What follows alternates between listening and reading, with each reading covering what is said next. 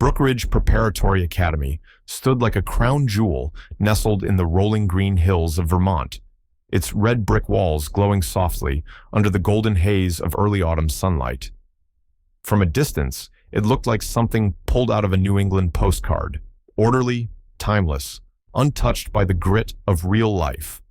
Wrought iron gates opened onto an immaculate campus, where students with monogrammed duffel bags strolled across manicured lawns, talking about ski trips and internships in D.C. It was precisely the kind of place Ray Jennings had always dreamed about. She'd seen it first in a magazine, some glossy spread about East Coast prep schools shaping the leaders of tomorrow. Ray had dog-eared the page, circled Brookridge in red ink, and taped it on her bedroom wall next to her bookshelf, full of biology textbooks, soil chemistry guides, and her homemade vision board. It wasn't just the ivy-covered buildings that captured her. It was the idea that a girl like her could walk the same halls as senators' kids and future Nobel winners and hold her own. Not despite her roots, but because of them. That dream felt very far away now. The Jennings' old Dodge Ram truck pulled up to the visitor parking area, surrounded by BMWs and sleek Teslas like a sore thumb in a sea of polished chrome.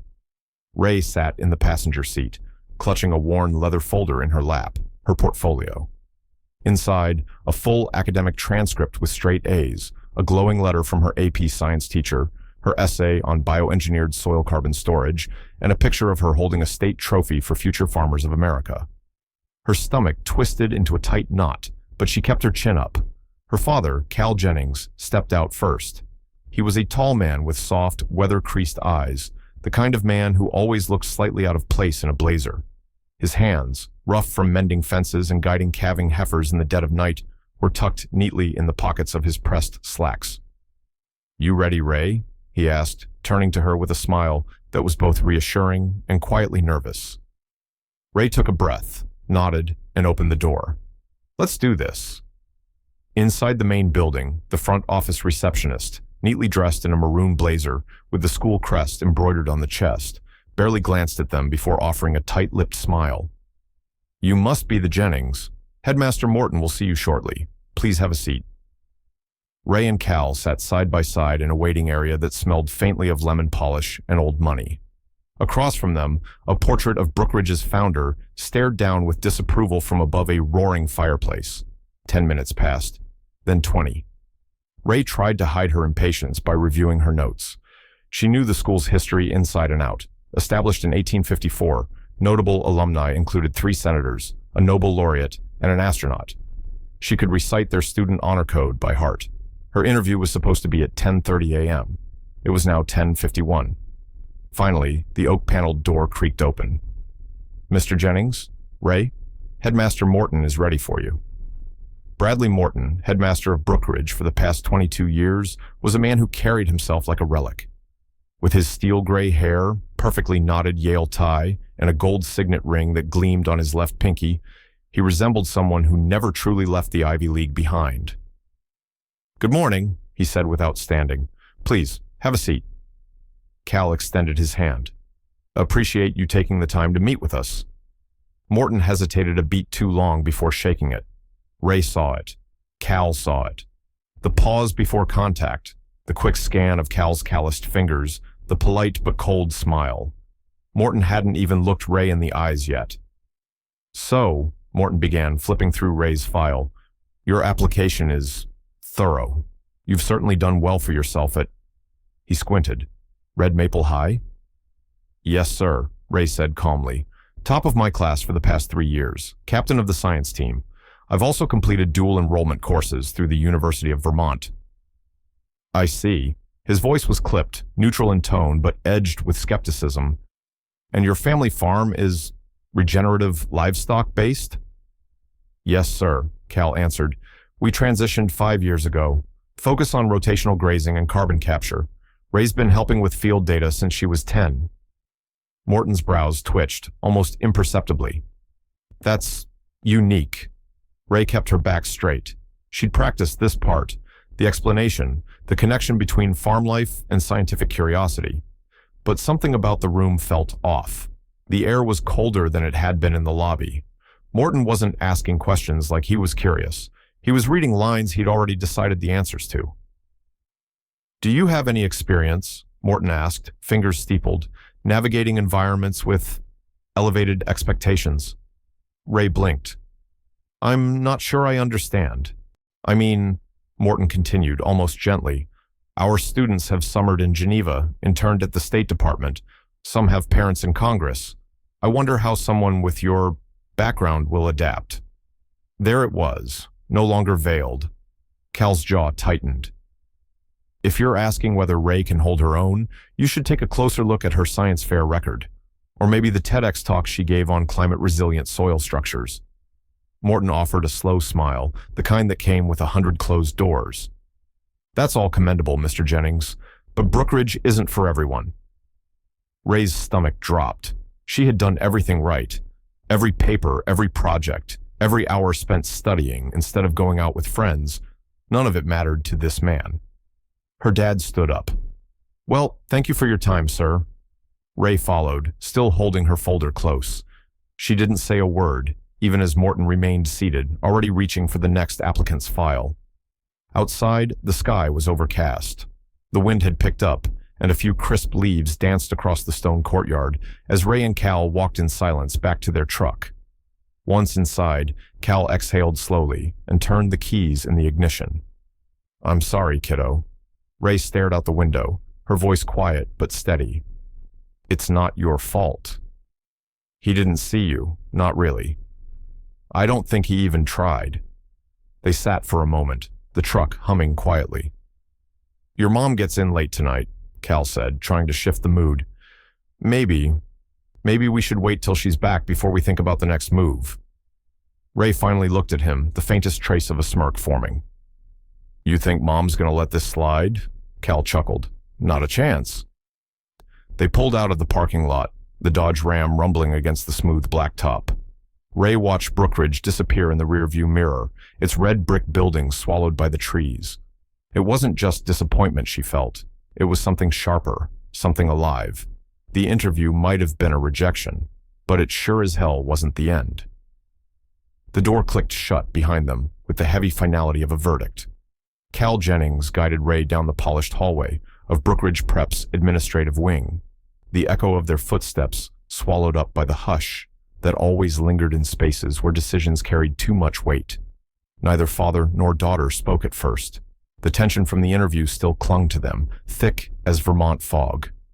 Ray's fingers clutched the edge of her portfolio, knuckles white, while Cal adjusted his posture like a man shaking off more than just a cold reception. "You all right, kiddo?" he asked softly, finally breaking the silence. Ray nodded, though her throat burned. "He didn't even really look at my transcripts. Not once." Cal sighed, running a hand over his stubbled jaw. "No, he didn't. He saw our boots and our address and made up his mind before we even sat down." They turned a corner, passing a group of students dressed in pressed uniforms, their blazers adorned with school crest pins and confidence. A few glanced at Ray, then whispered to each other in that casually cruel way teenagers had mastered at elite schools. Ray held her chin a little higher, her hazel eyes daring them to say something out loud. Back in the headmaster's office minutes earlier, the atmosphere had been different, tense, performative, cloaked in civility but cracking at the edges. Headmaster Bradley Morton had barely offered a smile when they entered. Instead, he'd leaned back in his leather chair, folding his hands across a slim folder stamped with the school crest. His tone was polite, but icy. "Let's keep this brief, shall we?" Ray had offered her most professional greeting, her voice steady despite the nerves. "Thank you for taking the time to see us, sir." Morton nodded but didn't stand. His eyes dropped to her application packet. "I've reviewed your file, Miss Jennings. On paper, your grades are adequate." Adequate, as if perfect test scores and state science competition wins were something scraped off the bottom of a shoe. "However," he continued, adjusting his gold-rimmed glasses, "Brookridge isn't simply an institution of learning. We cultivate leaders, global thinkers, individuals who are already enmeshed in cultures of achievement." Cal had bristled at that. "My daughter's been leading community agri-science workshops since she was 12.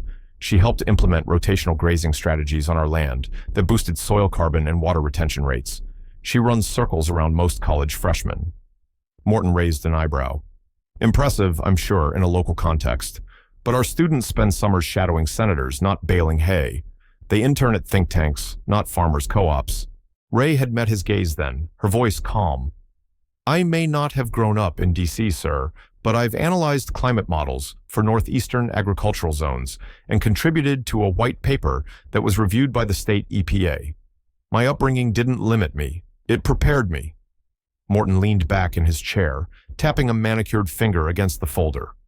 The question isn't whether you're bright, Miss Jennings. It's whether you would socially integrate here. Our student body comes from a refined tradition. Ray had blinked, trying to interpret his euphemism. Meaning, Morton said, a hint of finality in his voice, that Brookridge isn't the right fit for everyone. Cal's voice had gone low then, carrying that warning edge Ray recognized. Are you saying she's not good enough because we raise cattle and not capital gains? Morton offered a tight smile. I'm saying Brookridge thrives when students enter with the right pedigree. Ray had stood before her father could speak again. Thank you for your time, Headmaster Morton. Back in the hallway, that moment replayed again and again in Ray's mind. Not because it hurt, though it did, but because it made something in her settle. They stepped outside into the crisp morning air. The sun had climbed above the tree line, casting long shadows over the gravel parking lot. Their old Ford truck looked more out of place than ever, boxed in by Range Rovers and luxury sedans. Cal opened the door for her. She paused, scanning the campus. Students moved between stone buildings draped in ivy. Faculty walked with polished leather briefcases, and parents in designer coats sipped lattes on granite benches. Do you still want this place, Ray? Cal asked, following her gaze. Ray looked back at the tall spires of Brookridge. I wanted the opportunity, not the approval. Cal nodded slowly. Your mom always said you could outthink any Ivy League kid in muck boots and a flannel. A faint smile tugged at Ray's lips. Think she'll be mad when she finds out? Cal chuckled. Number. But she'll have thoughts, and probably a strategy. They drove off, the tires crunching gravel. Ray sat silent beside her dad, watching the school fade into the distance. Back in the office, Headmaster Morton poured himself a fresh cup of coffee. Mrs. Duncan, his secretary, poked her head in. Anything you want me to do with the Jennings application, sir? Morton didn't look up. File it under local curiosities. Mrs. Duncan hesitated. Are you sure, sir? The girl's credentials were adequate, Morton cut her off. Brookridge is not a scholarship experiment. Mrs. Duncan quietly stepped back and closed the door. Morton sipped his coffee and stared at the jet black ink on Ray Jennings' name, unaware that within 24 hours he'd be the one under scrutiny, and the girl he had just dismissed would become the name on everyone's lips. Night had blanketed the hills of Vermont in a hush of blue shadows by the time the Jennings family sat down for dinner. The farmhouse kitchen buzzed with the quiet rhythm of a simple evening, a pot of stew simmering on the stove, the old radio murmuring classic country in the background, and the scent of fresh bread hanging in the air. But the warmth of the scene clashed with the heaviness in Ray's chest.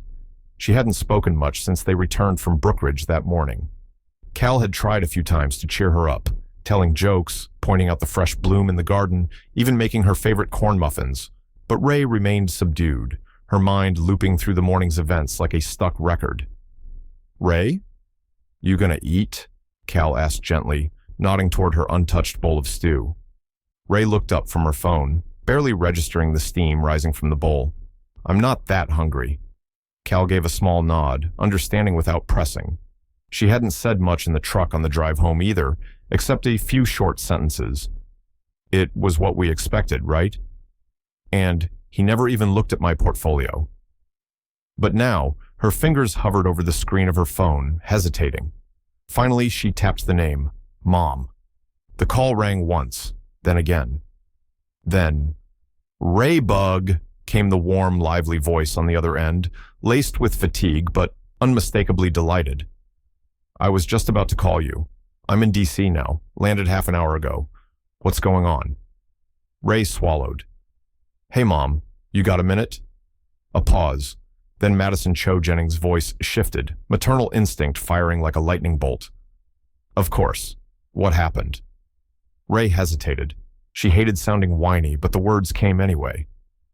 "We went to Brookridge this morning. The interview, it didn't go great." On the other end, Madison was already moving. Ray could hear the click of a door closing and the sudden hush of a quiet room. "Tell me everything." And so Ray did, halting at first, then pouring it out. The headmaster's smug smile, his assumptions about their farm, his disdain when he saw her dad's boots, the way he emphasized words like sophistication and legacy as though intelligence had a zip code.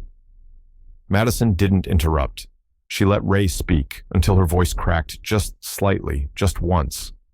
Then Madison said, with an edge of steel wrapped in velvet, "Thank you for telling me. I'm proud of how you handled that." Ray sniffed, managing a small laugh.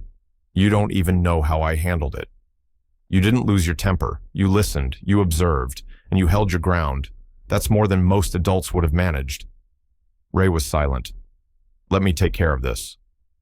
"Mom, you don't have to. I know I don't have to, but I am going to." A pause hung between them. "What are you going to do?" Madison chuckled softly. "Let's just say I'll be in Vermont by morning." At a private airfield just outside D.C., the tarmac reflected the amber glow of hangar lights. A sleek, forest green Gulfstream G700 jet sat prepped for flight. The logo on its tail, a subtle intertwining of a DNA helix and a leaf, was the mark of Chogen Biotechnics, the sustainable agri-tech giant that Madison had co-founded. Inside the terminal, Madison adjusted the sleeve of her tailored travel blazer and checked her watch. 11:03 p.m. She'd wrapped up a panel on regenerative crop engineering at the UN Climate Innovation Summit less than 10 hours ago, but the fire in her chest made the jet lag irrelevant. Her assistant, a sharp-eyed woman named Camilla, approached. "Jets fueled and cleared. Vermont airspace is quiet tonight. You should be at Middlebury Airstrip before dawn." Madison nodded. "Thanks. And did you get in touch with Governor Brody's liaison?" "Done. Also, your husband texted, 'Ray's in bed, but he says she seemed lighter after the call.'" Madison allowed herself a breath. "Good, that's good." Camilla hesitated. "Do you want me to set up a media response, or keep this under the radar?" Madison thought for a moment. "No press yet. I'm not going there to make a scene.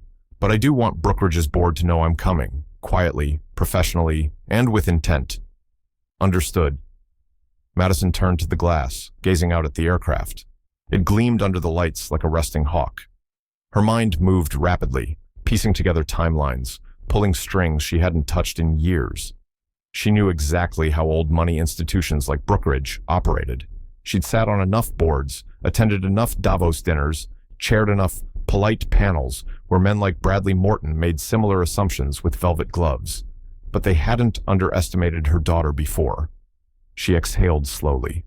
Time to make a new introduction. Back at the farmhouse, dawn hadn't yet cracked the horizon.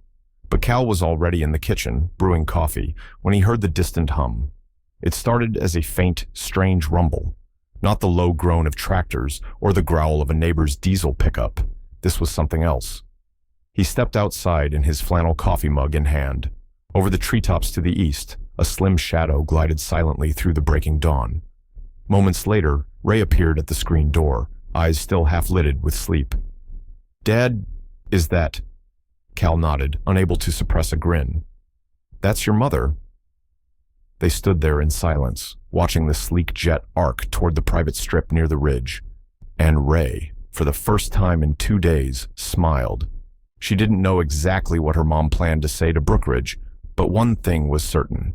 Headmaster Morton was about to learn that the farmer's daughter came with one hell of a family tree.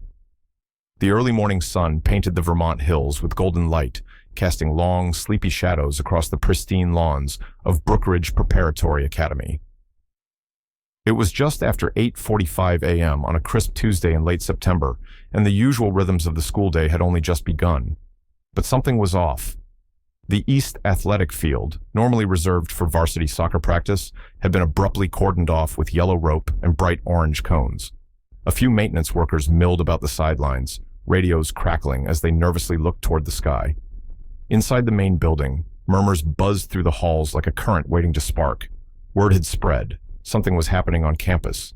Something big. Headmaster Bradley Morton stood rigidly behind the tall windows of his corner office, a bone-white coffee mug trembling slightly in his grasp.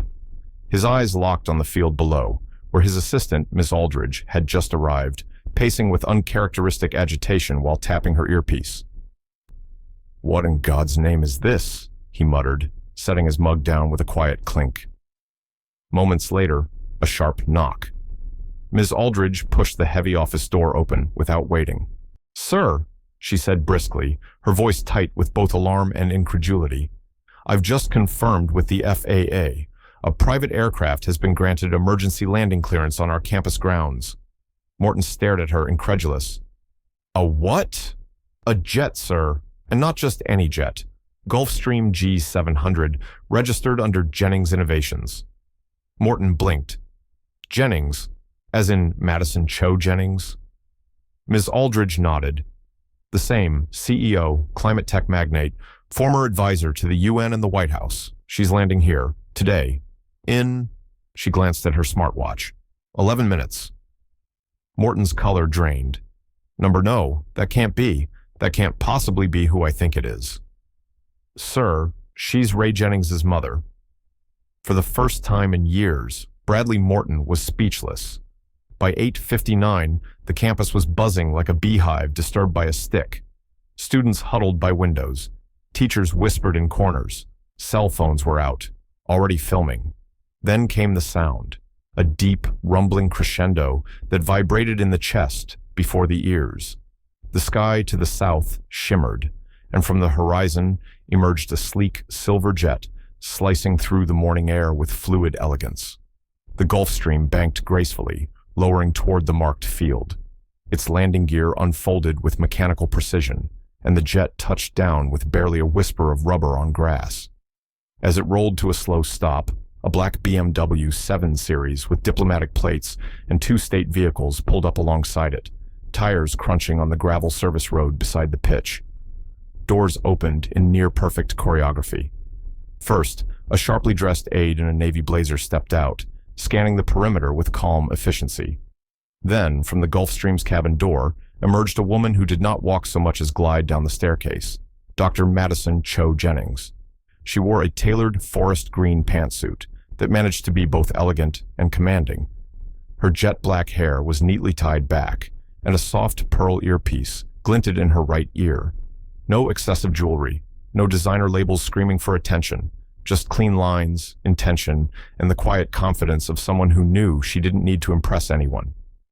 The school's head of security had made his way to the scene, bewildered but deferential. Madison spoke briefly with him, then turned to the aide beside her. "I'd like to speak to Headmaster Morton and the board immediately." From his office window, Morton could see the entourage approaching the main building. A sudden flurry of motion behind him signaled the arrival of Miss Aldridge. "They're requesting an audience, sir," she said. "Board members are arriving. It appears they were informed ahead of time." Morton turned slowly to face her. "And I wasn't? I believe that was intentional."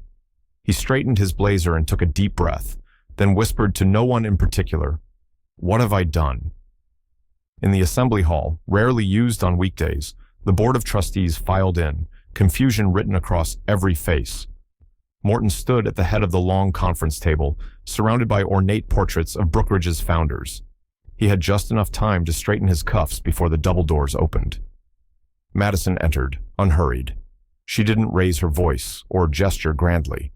Instead, she placed a slim leather folder on the table in front of her and looked each board member directly in the eyes before taking a seat. The air seemed to shift. "Thank you all for seeing me on such short notice," she began. "I wouldn't normally arrive like this, but after yesterday I felt I had no other option." Morton could feel his pulse in his temples. "Dr. Jennings," he said, forcing civility, "we were unaware of your intention to visit. This is highly unorthodox." So is denying a brilliant young student admission based on her zip code. Madison cut in gently, her voice unwavering. I came to offer a perspective you may have overlooked. One of the board members, a former senator, cleared his throat. Are we to assume this pertains to your daughter's interview yesterday? It does, and more importantly, it pertains to the values this institution claims to uphold. Outside the hall, students lingered near the closed doors. Phones pressed close. Whispers rippled like wind through wheat. Ray stood quietly at the edge of the main corridor, heart pounding.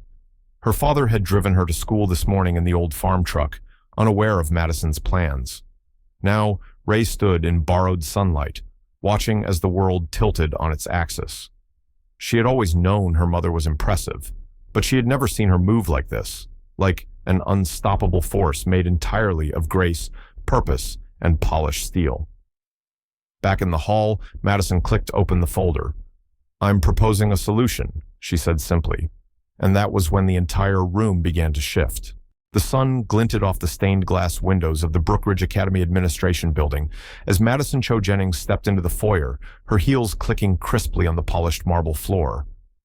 Behind her, Cal and Ray followed, the girl barely able to keep up with her mother's long, confident strides. The hum of whispers buzzed through the hallway like a hive, roused too early from sleep. Teachers and staff peeked through classroom windows. Students with phones already out trailed behind at a safe distance. Something big was happening, and everyone knew it. Madison hadn't come unannounced. Not technically. Her assistant had called the Board of Trustees early that morning, requesting a special session.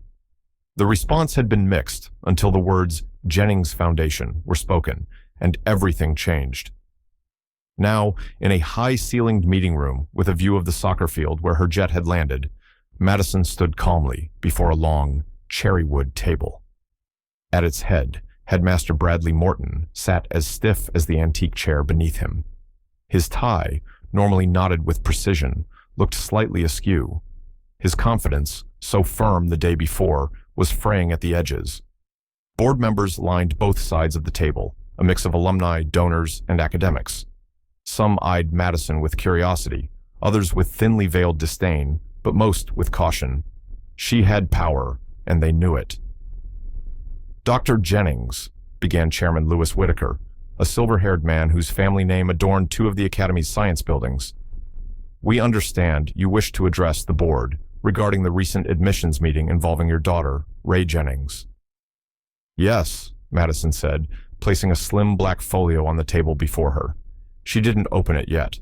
Instead, she looked directly at Headmaster Morton. I'd like to begin by clarifying a few facts about my daughter. Morton leaned back, folding his hands over his stomach. Dr. Jennings, the admissions process at Brookridge is holistic and competitive. Every student is evaluated. Please, Madison interrupted, her voice still calm, but with a sharpness like a scalpel. Let's not begin this conversation with rehearsed platitudes.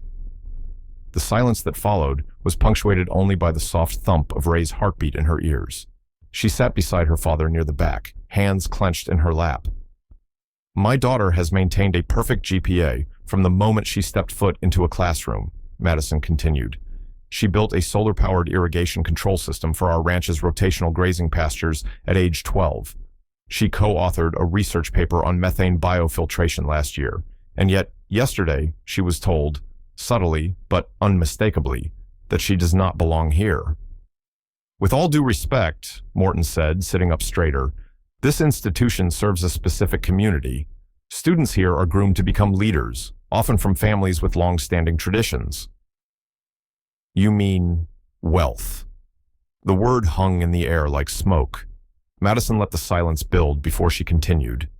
You judged Ray before she opened her mouth. You saw her father's worn boots, heard she lived on a livestock farm, and decided that no matter what her mind had accomplished, her background disqualified her. One of the trustees, a younger woman in a crimson blazer, shifted uncomfortably. Another, an older man with tortoiseshell glasses, cleared his throat but said nothing. Dr. Jennings, Chairman Whitaker began, but Madison raised a hand. Please allow me to finish. I don't come here demanding special treatment. I don't need to. My daughter's achievements speak for themselves. What I'm here to challenge is the systemic bias built into this school's so-called meritocratic admissions process. She opened the folio then and began distributing copies of Ray's application to each board member. You will find in this packet evidence of Ray's qualifications that outpaced 98% of your admitted applicants over the past 5 years. Test scores, scientific work, letters from educators. She was denied not on the basis of merit, but because of a narrative you've built around what a Brookridge student should look like. Headmaster Morton shifted uncomfortably. Admissions is never about numbers alone. We consider how a student fits into the culture of our institution. Ah, Madison said, fixing her gaze on him. So what you're saying is that your culture cannot include excellence from a rural family, that a girl who has studied on a laptop under a barn eave during storms isn't equipped to sit beside the son of a congressman. The crimson-blazered trustee raised her hand timidly. Dr. Jennings, forgive me, but if your daughter is so accomplished, why fight for a place that rejected her? Because it's not just about Ray, Madison replied. It's about every brilliant kid in a small town who's told they aren't enough because they don't ski in the Alps or attend summer programs in Geneva. It's about a system that conflates privilege with potential. A murmur of approval rippled across a few board members. Ray looked toward her mother, eyes wide with awe. So, what do you propose? Asked Whitaker, folding his arms. Change, Madison said simply. Not charity, not tokenism, actual change, and I'm prepared to help you make it. She pulled another document from the folio. The Jennings Foundation is willing to establish a $20 million endowment to support rural and underrepresented student outreach, but only if the following reforms are enacted. And just like that, the room shifted. Morton blinked rapidly, his jaw tensing. The other trustees leaned forward. A few scribbled notes. Ray's rejection was no longer the point of contention. Now, it was the reckoning. As Madison outlined her terms, blind admission reviews, bias training, the formation of a student admissions reform council, the board sat in rapt attention. Ray leaned toward her father, whispering, I didn't know she was going to do all this. Cal smiled, eyes never leaving Madison. I did. When Madison finally finished, she folded her hands on the table. You have a choice. Maintain a crumbling tradition built on exclusion, or evolve into an institution worthy of its name. Chairman Whitaker nodded slowly, visibly impressed despite himself. We'll need time to review your proposal, Dr. Jennings, but rest assured, it will receive our full attention. Madison offered a nod in return. Good, because my daughter may have been underestimated, but she is not invisible, and neither are the thousands like her. Outside the meeting room, as the door swung open, a sea of students stood silently in the hallway. Some clapped, some simply watched with wide eyes. Madison took Ray's hand as they stepped into the corridor, her voice calm but firm, as she said just loud enough to be heard, We never asked to be welcomed. We came to open the door for others. The hallway, the meeting room, and perhaps the whole school would never be quite the same again. Dr. Madison Cho Jennings stood in the center of the Brookridge Preparatory Academy boardroom, a space more accustomed to muffled conversations over budget reports and alumni donations than what was now unfolding. The air felt electric, thick with the kind of tension that arrives just before a thunderstorm. Madison, poised and immovable, faced a table of board members who had spent the better part of their lives insulated from people like her, people who had built empires from soil and science instead of stock portfolios and inherited estates. Headmaster Morton sat at the far end, pale and stiff in his chair. His once smug composure had eroded into tight-lipped restraint. On the wall behind him, a mural of Brookridge's founding class loomed, rows of solemn white faces in black and white tones, gazing down with silent judgment. Madison unfolded a slim leather portfolio onto the mahogany table. Inside were two things, a letter of intent and a check. Not just any check. This one had more zeros than the average Brookridge trustee would see on their annual fundraising sheet. Let's start with some clarity, she said calmly, her voice smooth as polished granite. This is not a bribe. This is an investment in transformation. A few board members exchanged glances, some curious, others skeptical. The chairman, Douglas Remington, a former federal judge with steely gray eyes, leaned forward. "Dr. Jennings," he began, "we understand you have concerns, but this is highly irregular." Madison offered a smile that didn't quite reach her eyes. "So was watching your headmaster humiliate a 15-year-old girl because her boots weren't monogrammed." A few muffled coughs. One woman on the board, a younger trustee named Alicia Grant, shifted uncomfortably in her chair. "What are you proposing exactly?" Alicia asked, a curious edge to her voice. Madison gestured to the document. $20 million, she said simply, "from the Cho Jennings Foundation, to be used at your discretion, with conditions." Now she had their full attention. She continued, each word weighted and precise. Condition 1, blind admission screening. Remove names, addresses, and any indicators of family income from the first round of application reviews. Let merit speak before background does. Remington frowned. "That's a significant shift." "That's the point," Madison said. "Second, establish a rural scholars outreach program. Actively recruit from farming towns, tribal schools, remote regions. Talent isn't confined to zip codes or trust funds." A murmur rolled through the room. Morton opened his mouth, then closed it again. The board wasn't looking at him now. They were looking at her. "Third," Madison said, "every staff member involved in admissions undergoes implicit bias training. My foundation will cover the cost." Remington crossed his arms. "You want us to rebuild an entire admissions model?" "You want this institution to survive the next decade?" she countered. "Because the winds are shifting, gentlemen. Legacy isn't enough anymore." Madison let the silence hold. Then she slid a final sheet across the table, Ray's student profile. "And I nominate Ray Jennings to serve on a newly formed Student Admissions Reform Council. Let the students help you see what you've been missing." Morton finally found his voice. "Miss Jennings made it clear she doesn't wish to attend Brookridge." Madison turned to him, her expression unreadable. "She hasn't decided yet, but if she chooses to, I expect she'll be offered full merit-based admission and a scholarship." The boardroom went still. Remington tapped his fingers together, thoughtful. "If we agree to this proposal," he said slowly, "what do we get?" Madison met his gaze. "You get to lead the charge instead of catching up. You get a legacy not based on exclusion, but on evolution. You get relevance in a world that's done waiting." Outside the room, Ray sat in a small waiting area with her father. She looked up at the tall ceilings, the polished floors, the crest carved into the marble tile. She didn't hate the school. She hated what it represented when it chose to turn its back on kids like her. She leaned against her dad's shoulder. "You think she's scaring them in there?" Cal chuckled. "I think they don't know what hit 'em." Inside, the boardroom had erupted into debate. Some voiced concern over donor reactions. Others marveled at the endowment. A few pushed for compromise. But Madison waited. She had planted her flag. Finally, Remington raised his hand, calling the room to order. "We will vote," he said, "now." The tally took less than 5 minutes. 8 in favor, 3 against, 1 abstained. Remington turned back to Madison. "The board accepts your conditions."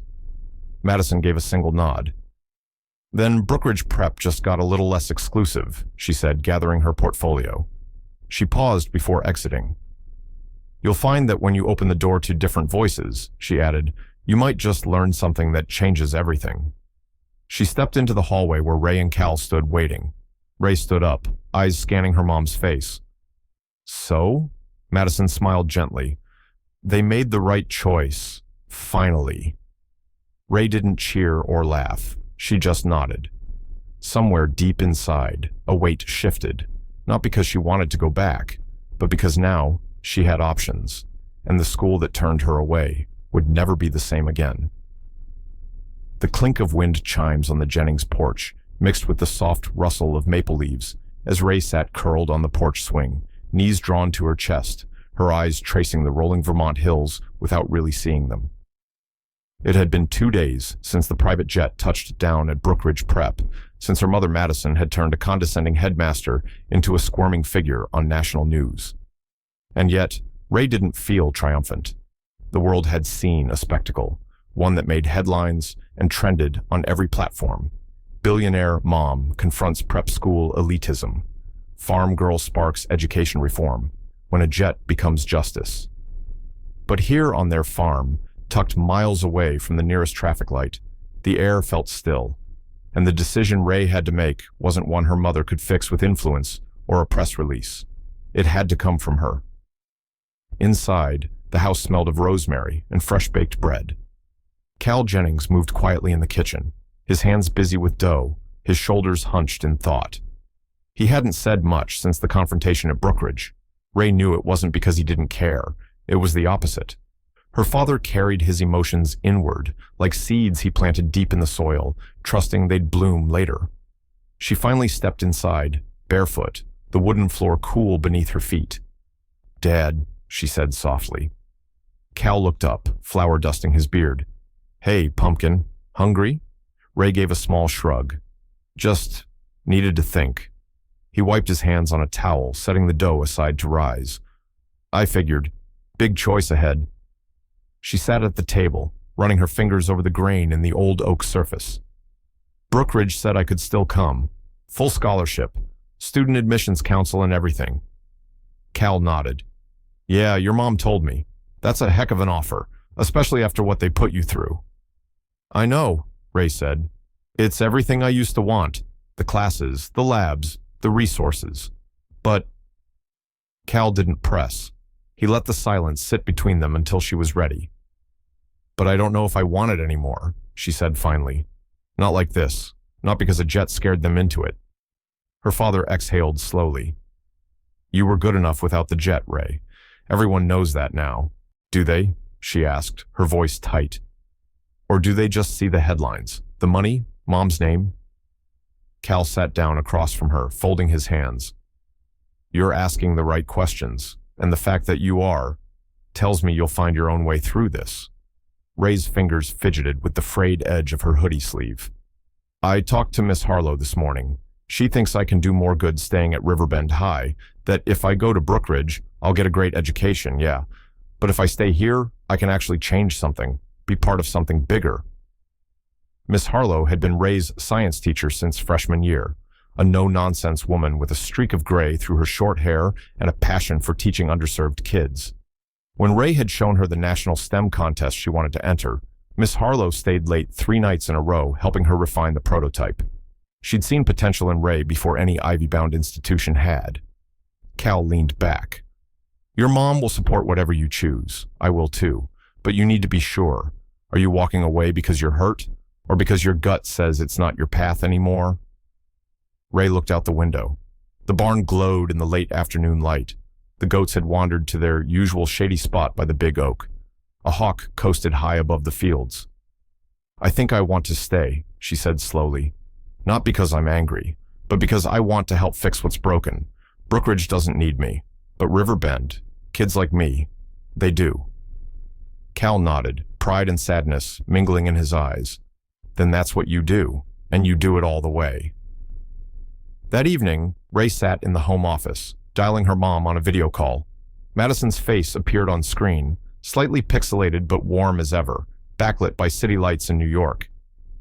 "Hey, baby," she said, already sensing something. "You've made a decision." Ray nodded. "I'm not going to Brookridge." Madison didn't flinch. "Tell me why." So Ray did. She talked about Miss Harlow, about Riverbend, about the power she suddenly felt to shape something real. When she finished, Madison was quiet for a moment. Then she smiled. "I always knew you were going to do something big, Ray. I just didn't realize it would start here. I'll inform the board. We'll keep our commitments to the reforms. And if you want to serve on the council remotely, I'll back you up." "I do," Ray said, heart lighter now. "I want to make sure they see more kids like me, even if I'm not there in person." Madison grinned. "Oh, they'll see you. Don't worry." The next week, Ray stood in front of a packed auditorium at the local community college. The school board had invited her to speak at a regional forum on rural education reform.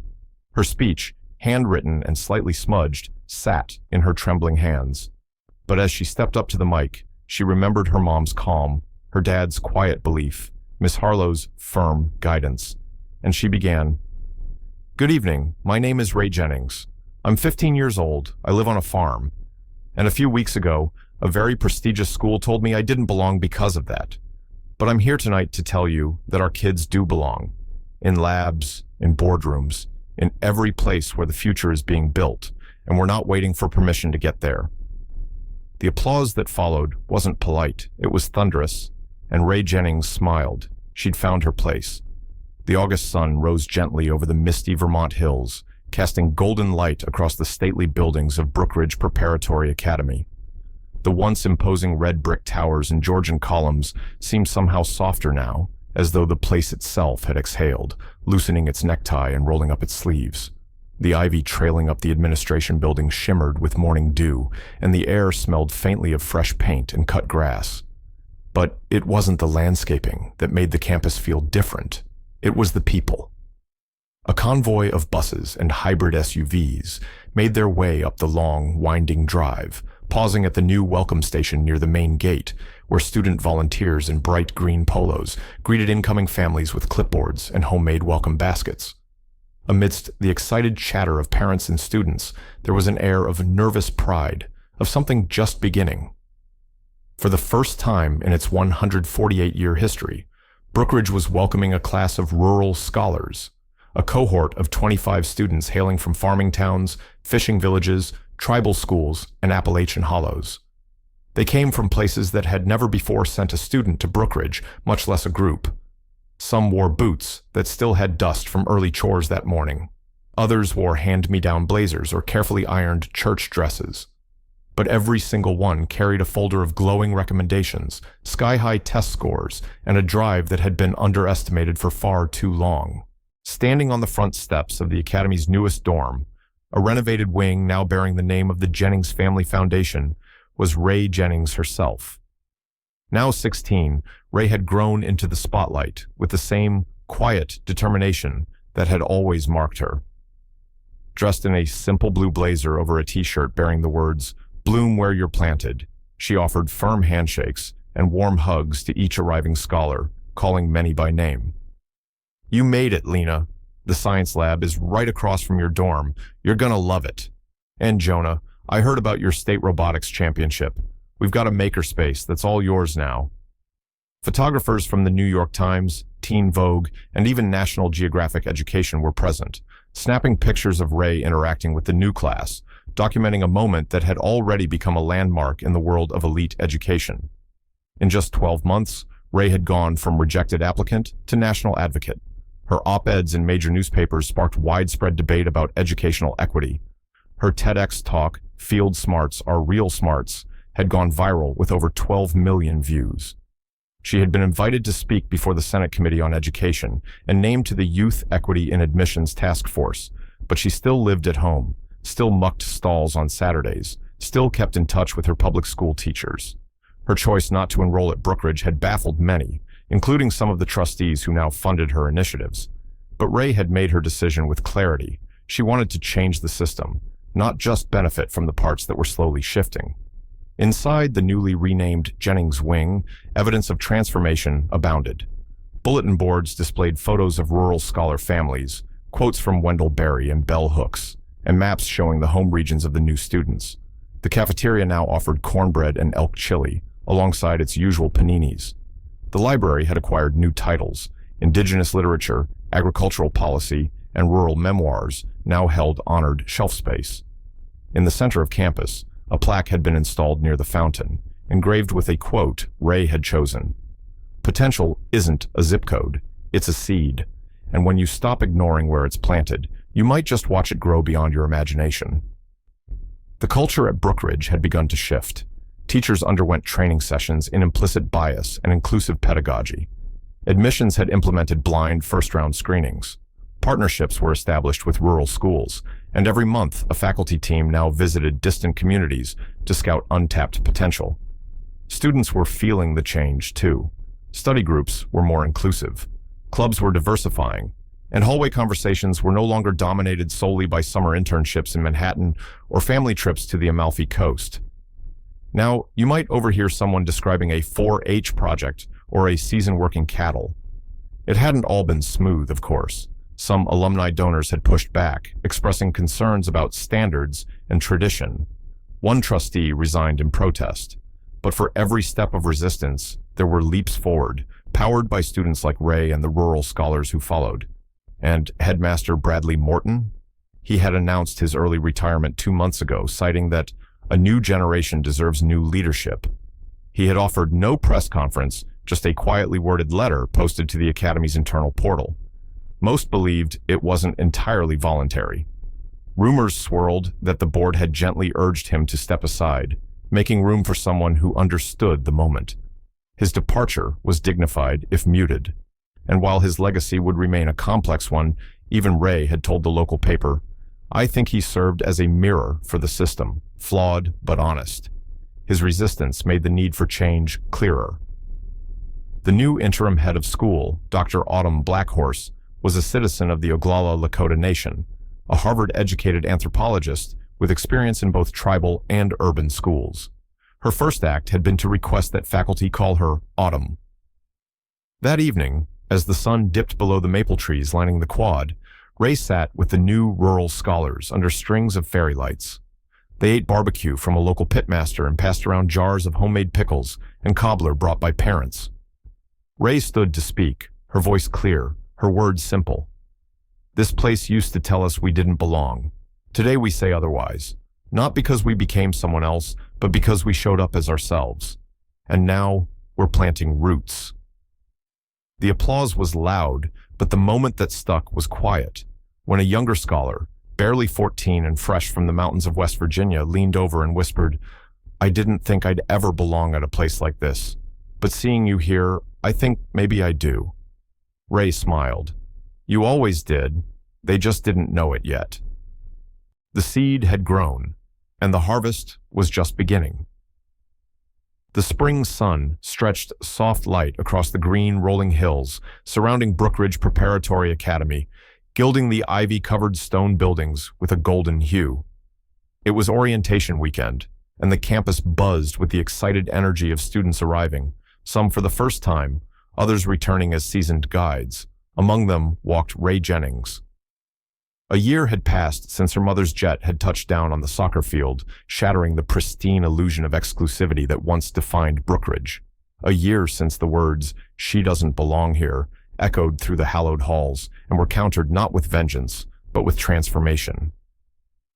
Now Ray returned, not as a student, but as a speaker, invited to welcome a new class of students who, like her, came from places no one had expected. She stepped out of the eco-shuttle that now ran between the school and the rural bus drop-off, her boots crunching on the gravel path leading up to the historic Rotunda Hall. She wore a simple blouse tucked into well-worn jeans and a lanyard that read, "Guest of Honor," with a laminated card displaying her name, Ray Jennings, National Youth Equity Advisor. Inside the rotunda, the room filled with students of all colors and backgrounds. One girl in the front row wore braids and a tribal turquoise pendant. A boy beside her clutched a sketchbook filled with inventions. Others wore beat-up ball caps, secondhand sneakers, or Sunday church dresses. They were the first full cohort of the Rural Scholars Initiative. As the dean finished her opening remarks, Ray was introduced. A hush fell as she took the stage, carrying nothing but a folded piece of paper and a quiet confidence that had grown from roots deeper than any admission letter. "Hi, everyone," she began, scanning the faces before her. "I stood right where you are now. Well, sat, exactly 1 year ago, except I wasn't given a warm welcome. I was told, without words but loud and clear, that I didn't belong here." Murmurs rippled through the audience. "I thought this place defined excellence, but it turned out the definition was too small, not because I wasn't enough, but because their expectations were." She paused, letting the silence wrap around the room like a weighted blanket. But here's the thing about seeds. When they fall into hard soil, they either die or they dig deeper and grow stronger roots. That's what we're doing here. Every single one of you is here not because someone gave you a chance, but because you earned it, because your brilliance didn't depend on zip codes or last names. Applause broke out, and Ray smiled gently, folding the paper she hadn't even needed to read from. "You're not here to fit into Brookridge. Brookridge is changing to make space for you, for us." The room stood in ovation. After the ceremony, Ray strolled alone through the campus. She passed the admissions building, its exterior unchanged, but inside were new staff, new training programs, and a mural now stretching across the lobby wall. It was painted by one of the new scholars, depicting a field of diverse students growing into mighty oaks. She paused outside the old headmaster's office. A new nameplate read, Dr. Denise Holloway, interim head of school. Bradley Morton had retired early that past fall. Officially, he had cited health concerns and a belief that a new generation deserves new leadership. Unofficially, many knew his departure was accelerated by pressure from trustees and public scrutiny following the viral video of Ray's mother confronting him before the board. Dr. Holloway, a former rural superintendent with a PhD in inclusive education, had taken over in the interim. She had personally called Ray to invite her to speak today. They had only met once, but Ray already liked her. She wasn't interested in appearances. She asked smart questions and listened hard. Ray turned the corner toward the school greenhouse, a new addition funded by a grant from the Cho Jennings Foundation. Inside, a dozen students from the incoming class were planting starter seeds in biodegradable trays. "You Ray?" asked a girl with a lopsided ponytail and dirt-smudged hands. "Guilty," Ray replied with a grin. "My mom made me watch your whole speech last year on YouTube. Said it reminded her of Grandma's fight to get an education. Didn't think I'd ever end up here, though." "Neither did I," Ray said, kneeling beside her to help pack the soil. "But that's the point, isn't it? Surprise them. Show up anyway." They shared a quiet smile. Later that afternoon, Ray met with Dr. Holloway in the newly refurbished admissions conference room. The meeting was informal, but meaningful. "You planted a seed," the new headmistress said, pouring tea into mismatched mugs. "Now we're tending the garden." Ray chuckled. "Well, my mom always said the best way to change a system is to grow something better beside it. Would you consider continuing your role on the council next year? We're expanding our outreach to mountain schools and Native communities. Your voice has weight." Ray nodded. "I'm in." As the day drew to a close, Ray walked alone to the edge of campus, where the soccer field met the tree line. The wind carried the scent of pine and promise.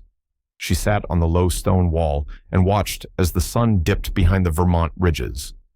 She didn't think about the sting of rejection anymore, not because it didn't matter, but because it had become something else, compost for a bigger future. She had dreamed of getting in, and instead, she got to make a way in for others. And that, she realized, was the real full circle.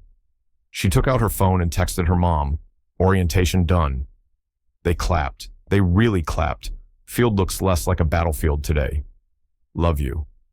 Madison's reply came back instantly. "I always knew you'd be the one to turn fences into gates. Come home when you're ready." Ray looked out at the field, now calm, its grass green and growing.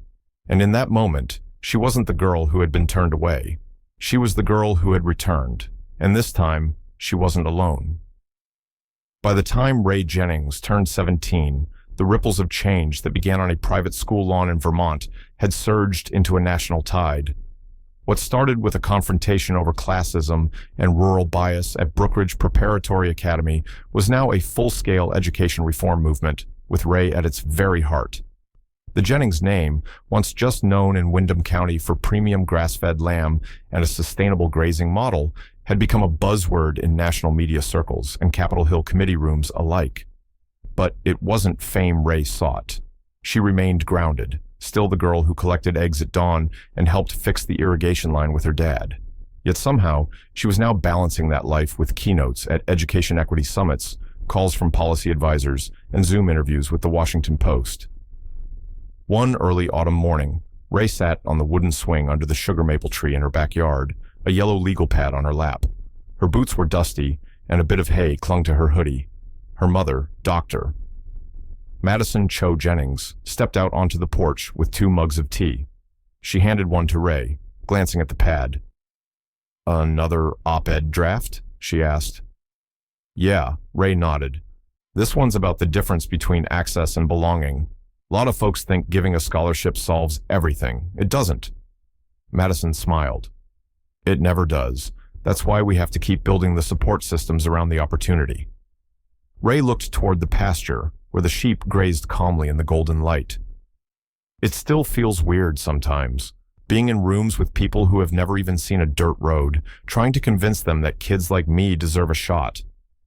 You don't have to convince them with words, Ray, Madison said gently. You're convincing them with outcomes. The Rural Scholars Program, it's working.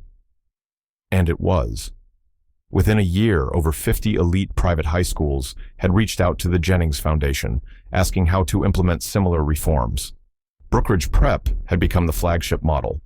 Their new rural outreach initiative, launched under the name Field to Future, was not only sourcing brilliant applicants from counties most colleges never recruited from, it was supporting them after enrollment. The students who walked into Brookridge with worn boots and lunchbox wisdom were now acing STEM courses, leading clubs, and shaking up class discussions with a fresh lens on resilience, resourcefulness, and community. Each student had a story. Tamika from a Navajo Nation school in Arizona had designed a bilingual science curriculum that her former middle school now used. Ezra from rural Mississippi had led Brookridge's first robotics team to nationals. Maribel, who had grown up on a dairy farm in Wisconsin, was writing a thesis on agroecology and vertical farming. And then there was Ray. Her speeches, always practical and piercingly human, struck a chord. At the National Association of Independent Schools NAIAS conference in Denver, she stood on stage wearing scuffed boots under a black dress, her voice clear and grounded. If your idea of excellence comes pre-packaged in a resume full of legacy affiliations and foreign travel, you're not looking for excellence, you're looking for familiarity. And that, she paused, isn't equity. That quote made the rounds on social media for weeks. Oprah reposted it. NPR requested an interview. And suddenly, Ray wasn't just a student activist, she was a movement. With guidance from her mom and a few trusted mentors, Ray launched the Jennings Rural Futures Fund, a public-private partnership aimed at creating a pipeline of support for talented rural students across the country. It wasn't just about getting them into top schools. It was about mentorship, mental health support, summer academies, peer networks, and travel grants. The fund started with a $10 million seed investment from the Cho Jennings Foundation, matched by corporate sponsorships from leading sustainable agriculture firms and education philanthropies. Within 6 months, applications poured in from 39 states. Each selected scholar was paired with both an academic advisor and a community liaison, ensuring the transition to elite academic spaces didn't mean shedding their roots. Meanwhile, Ray continued to work from the ground up. She still attended Windham Regional High, where she had chosen to stay, commuting to Brookridge only for her duties on the Student Admissions Reform Council. Her public school, once neglected by state funding, had received a $500,000 grant from a new Department of Education program inspired by Ray's advocacy. Labs were updated, teachers received stipends for curriculum innovation, and community partnerships brought in coding boot camps and agri-tech workshops. The ripple effects were real. On her 17th birthday, Ray received a letter with a gold seal. She had been appointed to the U.S. Department of Education's Youth Advisory Council, the youngest member by 3 years. The letter read, "Your first-hand experience and visionary advocacy have helped reshape how educational potential is identified and nurtured across diverse geographies. We believe your insight is critical to shaping national policy." Ray had stared at the letter for a long while, then folded it and slipped it into the pocket of her flannel jacket. That night, she and her parents didn't throw a party. They grilled burgers in the backyard, laughed under the stars, and danced to old Johnny Cash records on the porch. "You know what this means, right?" Cal asked as they watched the sky turn from purple to navy. "More travel," Ray quipped. "More responsibility," Madison added. "More change," Ray said simply. And so it was. Across the country, schools began reevaluating their own admissions practices. Small towns buzzed with pride when local kids started showing up in headlines next to school names once considered untouchable. Ray's story wasn't an isolated triumph anymore. It was the template for what was possible when someone dared to say, excellence doesn't come from zip codes. It comes from soil, sweat, and a fighting spirit. And the seeds of that message were just beginning to bloom. 10 years had passed since the day a private jet cast its shadow across Brookridge Academy's pristine soccer field. A decade since the institution, once cemented in classism and quiet elitism, had been forced to reckon with the raw truth of its own prejudice. And now, under a deep blue spring sky, a new chapter was about to be written. The scene unfolded at the National Summit on Agricultural Equity and Education, held in the glass-paneled amphitheater of the Smithsonian's Center for Innovation in Washington, D.C. Media crews bustled near the entrances, security details scanned the crowd, and inside, leaders from across sectors gathered, university presidents, state superintendents, NGO heads, and Department of Agriculture officials. At the center of it all stood Dr. Ray Jennings. Now 25, Ray was no longer the bright-eyed teenager clutching a frayed portfolio in a headmaster's office. Her hair was still the same rich brown, now worn in a soft updo. Her voice, once careful and composed, now carried the confident timbre of a seasoned national leader. And on this morning, as she adjusted the lapel of her cream blazer and approached the podium, the room hushed with reverent anticipation. Behind her, projected in bold script on a massive LED screen, glowed the name, the Cho Jennings Center for Agricultural Equity. "Good morning, everyone," Ray began, her voice echoing through the hall with grounded warmth. "Exactly 10 years ago today, my mother landed a jet on a soccer field to prove that merit shouldn't be measured by your zip code, the calluses on your father's hands, or the cost of your backpack. Today, we're here to celebrate the harvest of that seed." The audience broke into applause. Sitting in the front row, Madison Cho Jennings wiped away a tear discreetly, her hair now streaked with silver, her stature unchanged, still commanding, still luminous. Cal Jennings, retired from the physical demands of farm life, now coordinated mentorship programs in rural high schools across the country. He beamed with quiet pride. "The Cho Jennings Center," Ray continued, "will be more than just a think tank. It will be a nationwide hub for policy research, student advocacy, rural teacher training, and agricultural innovation with an equity-first lens. We are partnering with 70 universities, 200 rural schools, and over 30 tribal nations to reshape how we view access, talent, and excellence in America's heartlands." The ripple effect had been undeniable. Ray's Rural Futures Fund, started as a small scholarship initiative with matching grants from her mother's foundation, had grown into a $280 million public-private partnership. Thousands of students from underserved areas had been supported, many of whom now sat in this very room, dressed in professional suits and traditional regalia alike. A video montage began to play.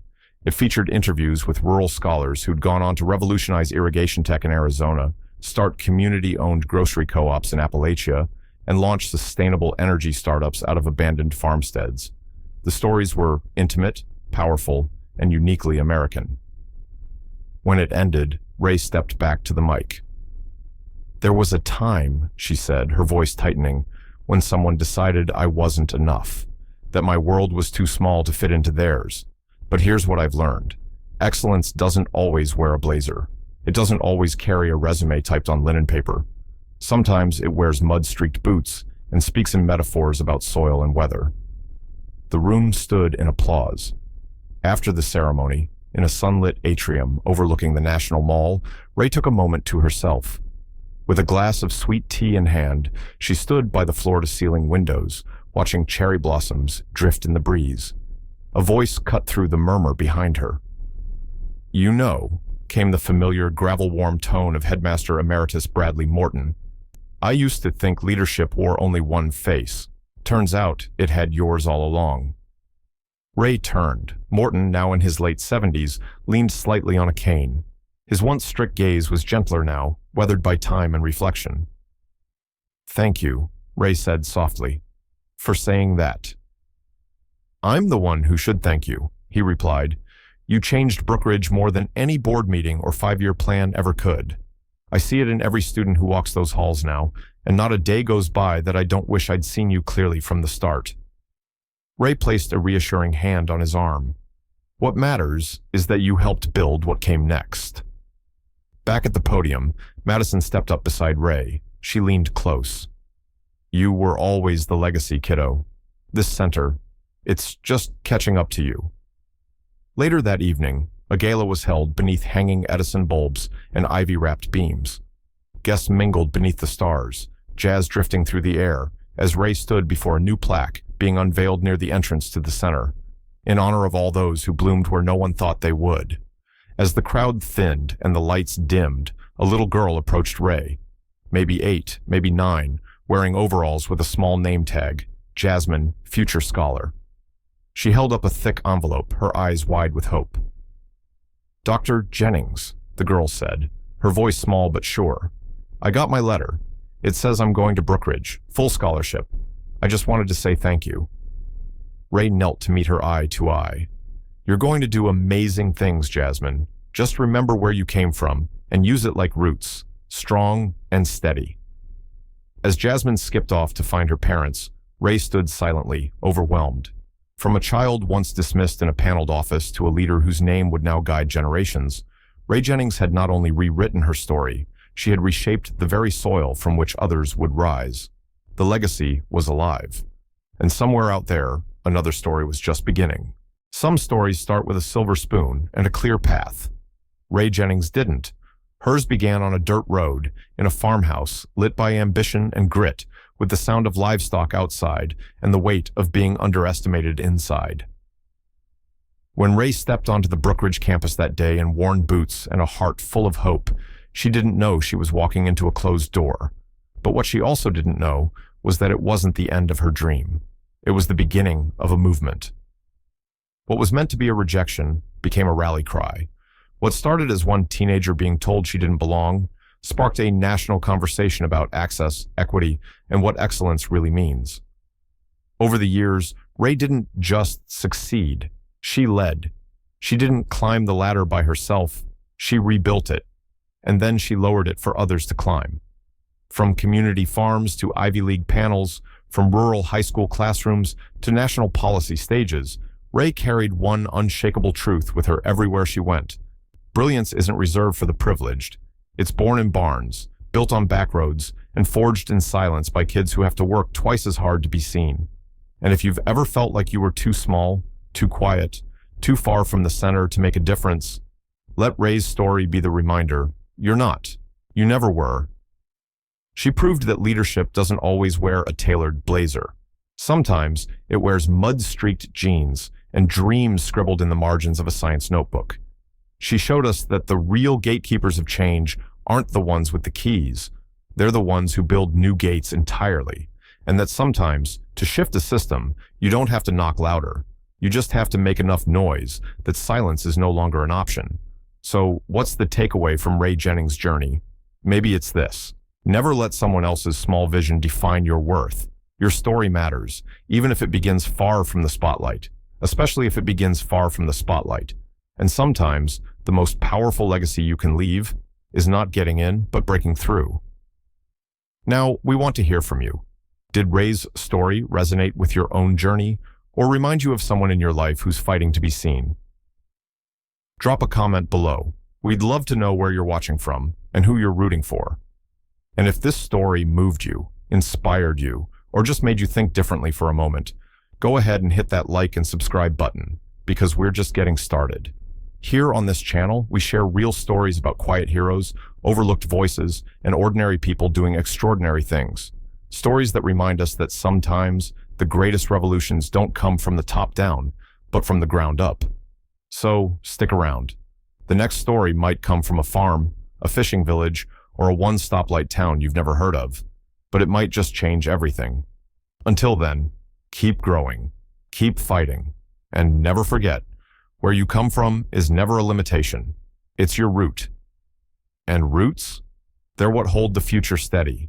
Some stories start with a silver spoon and a clear path. Ray Jennings didn't. Hers began on a dirt road in a farmhouse lit by ambition and grit, with the sound of livestock outside and the weight of being underestimated inside. When Ray stepped onto the Brookridge campus that day in worn boots and a heart full of hope, she didn't know she was walking into a closed door. But what she also didn't know was that it wasn't the end of her dream. It was the beginning of a movement. What was meant to be a rejection became a rally cry.